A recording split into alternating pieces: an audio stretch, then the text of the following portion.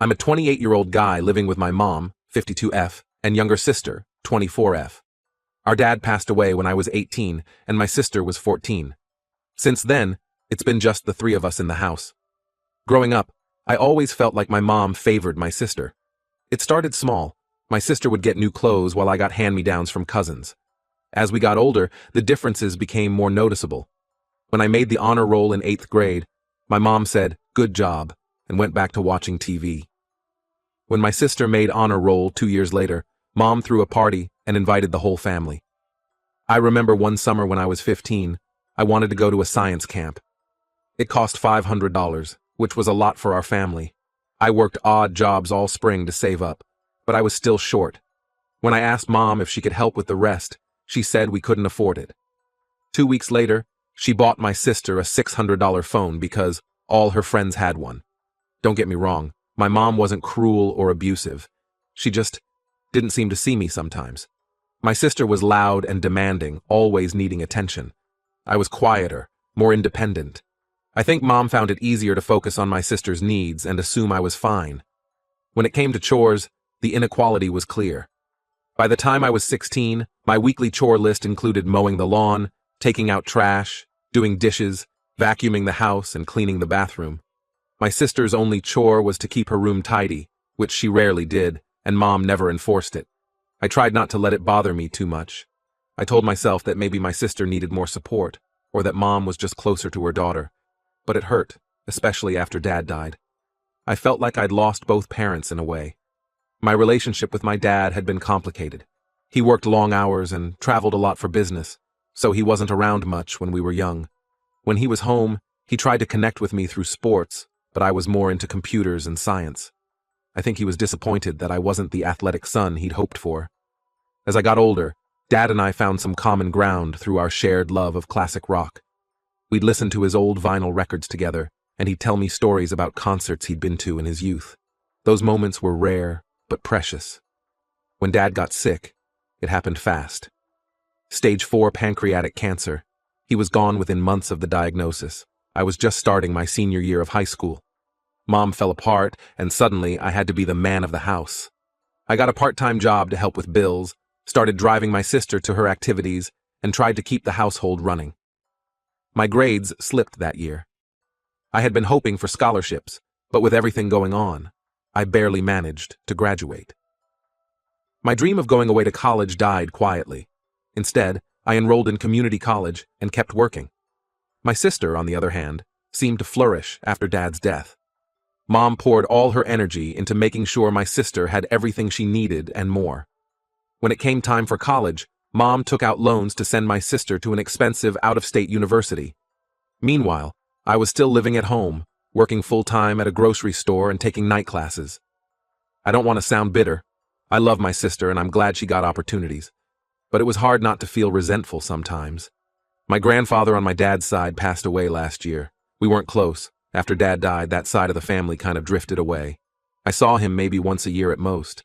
That's why I was shocked when we found out he'd left a sizable inheritance to be split equally between me and my sister. It wasn't millions or anything, but enough to make a real difference, about $100,000 each. For the first time in my life, I saw a chance to get ahead, to pursue my dreams instead of just scraping by. I had been working as an assistant manager at the grocery store, but I'd always dreamed of opening my own cafe. I love coffee, and over the years I'd taught myself a lot about different roasts and brewing methods. I even took a barista class at a local coffee shop. The inheritance could finally make that dream possible. My sister, on the other hand, immediately started spending. She'd graduated college the year before and was working as a social media manager for a small local business. The job didn't pay great, but Mom was still supporting her, so all her money was fun money.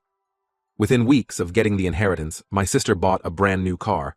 Not just a reliable used car, but a flashy sports car that cost nearly $50,000. Then came the designer clothes, the latest iPhone, and a lavish vacation to Europe with her friends. Within 6 months, she had less than $20,000 left. That's when the drama started.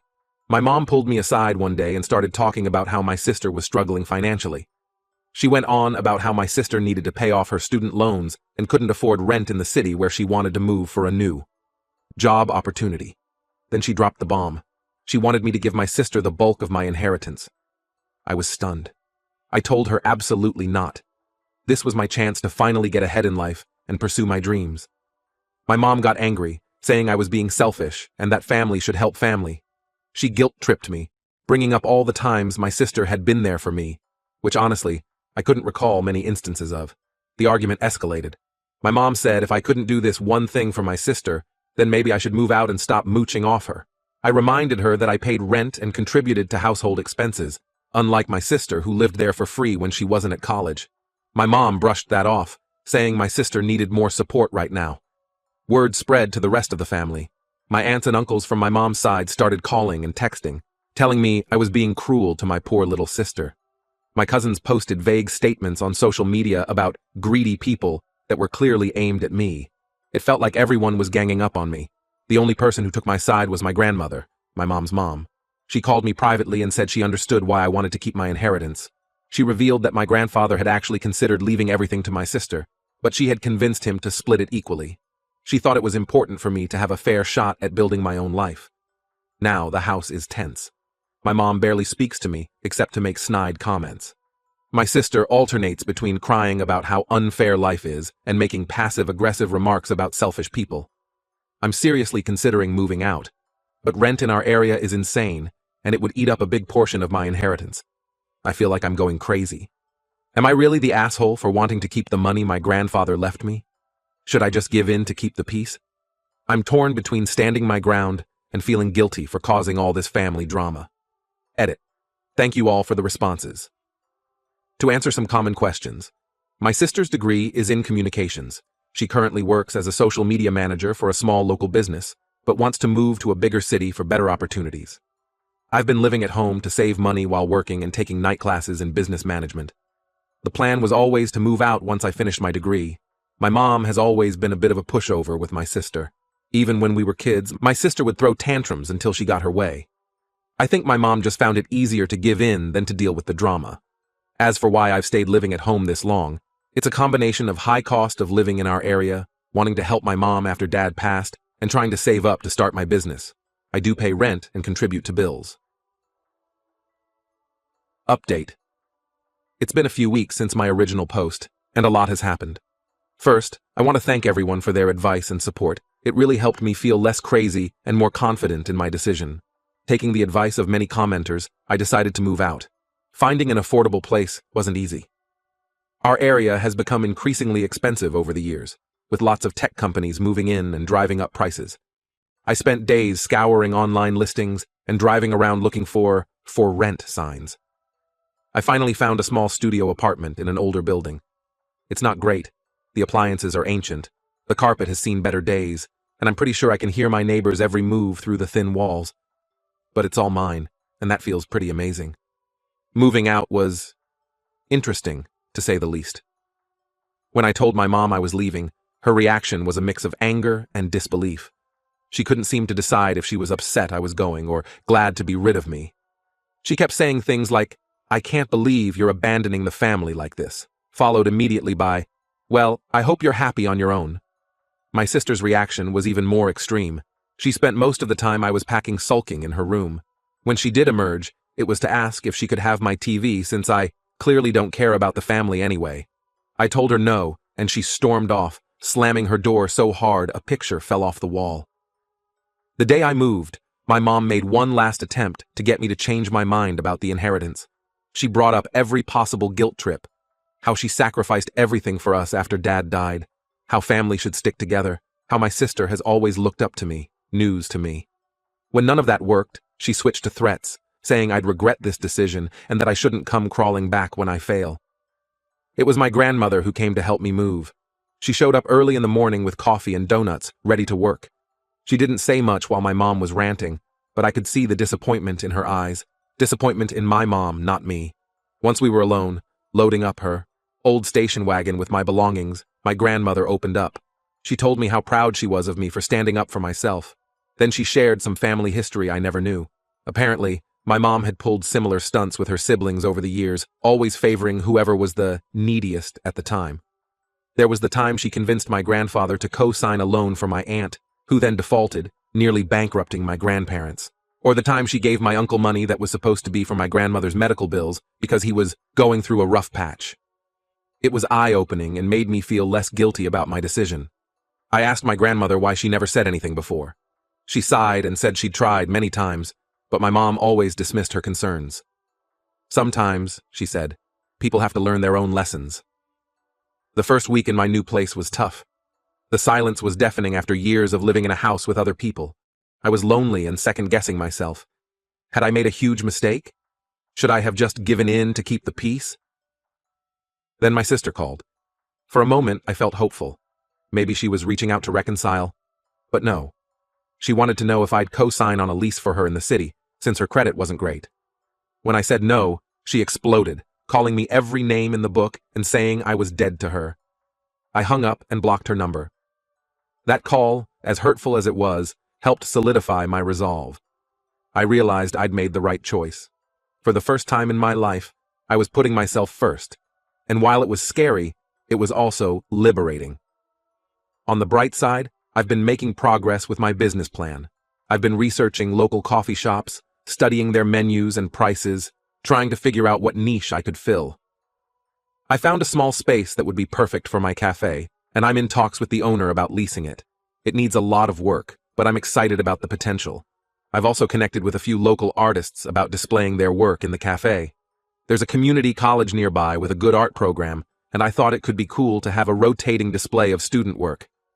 It would give the students exposure and provide ever-changing decor for the cafe. My mom's side of the family is still giving me the cold shoulder. I get the occasional text from a cousin asking if I've come to my senses yet, but mostly it's radio silence. It hurts, but I'm trying to focus on the future rather than dwell on their disapproval. Surprisingly, my dad's family has started reaching out more. My aunt, Dad's sister, invited me over for dinner last week. We had a great talk. She said she always felt bad for how my mom treated me and wished she'd done more when I was younger. It's nice to feel like I have some family in my corner. I'm still figuring things out, but I feel more at peace with my decision. Yes, it's been hard and lonely at times, but it also feels like I'm finally living my own life instead of being a supporting character in my sister's story. I'm nervous about the future, but for the first time in a long time, I'm also excited. Update 2. It's been about 3 months since my last update, and life has taken some unexpected turns. First, the good news. My cafe is officially open.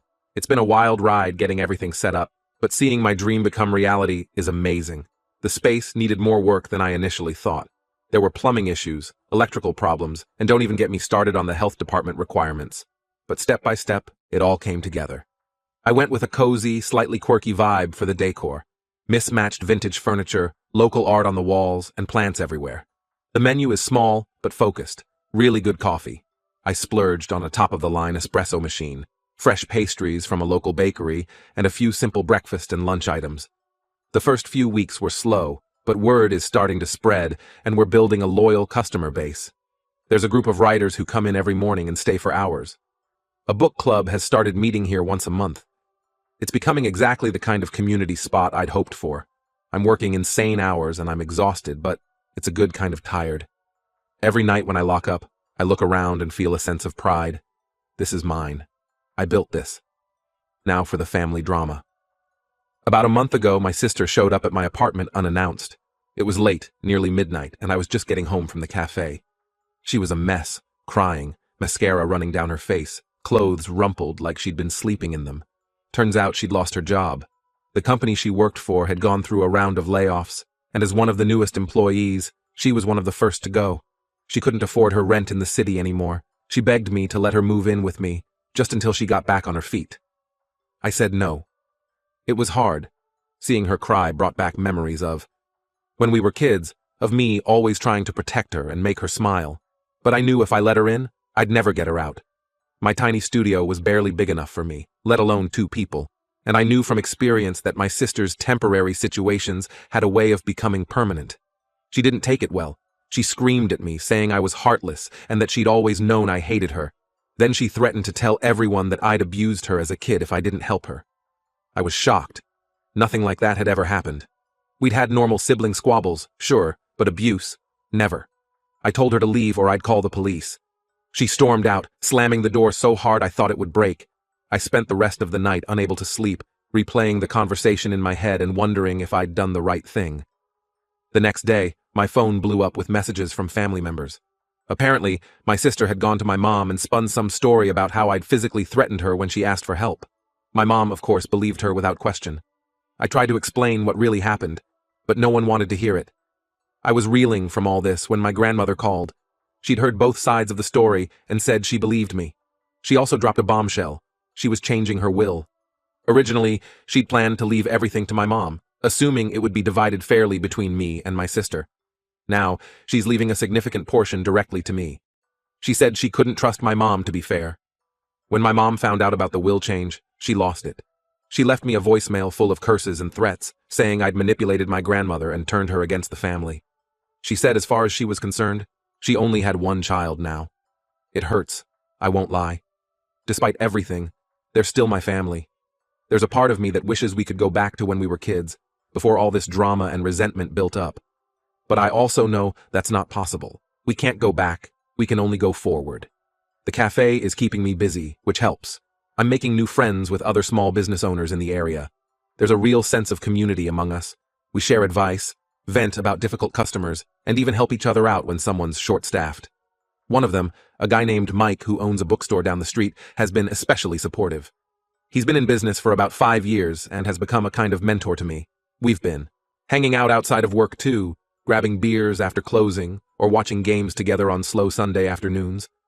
There might be something there, but I'm taking it slow. After all the family drama, it's nice to just have an uncomplicated friendship. Last week I ran into my sister at the grocery store. It was awkward, to say the least. She looked terrible, tired and stressed. Part of me wanted to reach out, to try and mend things. But then I remembered her threats and accusations, and I just couldn't. We made eye contact, and for a moment I thought she might say something. Instead, she turned and walked away. I stood there for a while, feeling a mix of relief and sadness. My mom hasn't tried to contact me since that angry voicemail. I've thought about reaching out, but every time I pick up the phone, I just don't know what to say. How do you start a conversation with someone who's declared you dead to them? So for now, we're at an impasse. On a brighter note, the cafe is starting to turn a profit. It's small, but it's there. I've been able to hire 2 part-time employees, which has taken some of the pressure off me. I'm even starting to think about expanding the menu, maybe adding some simple dinner options for the evening crowd. My grandmother comes by the cafe at least once a week. She always orders a cappuccino and a slice of lemon cake and sits for hours reading or chatting with other customers. She's become something of a fixture, and customers love her. It's nice to have her support, both emotionally and literally as a loyal customer. I know this isn't the happy family reconciliation some people might have hoped for. The reality is messier and more complicated. There are days when I miss my family terribly, when I wonder if I made the right choices. But then, I look at what I've built, at the life I'm creating for myself, and I know I'm on the right path. I feel like I'm finally building a life that's truly mine, surrounded by people who value me for who I am. It's not perfect, but it's real, and that's worth something. I don't know what the future holds. Maybe someday my mom and sister will come around, or maybe this rift is permanent. Either way, I'm learning to be okay with uncertainty and to focus on the things I can control. For now, I'm taking it one day at a time. I'm pouring my energy into my cafe, into building new relationships, and into becoming the person I want to be, not the person my family expected me to be. It's a work in progress, but aren't we all?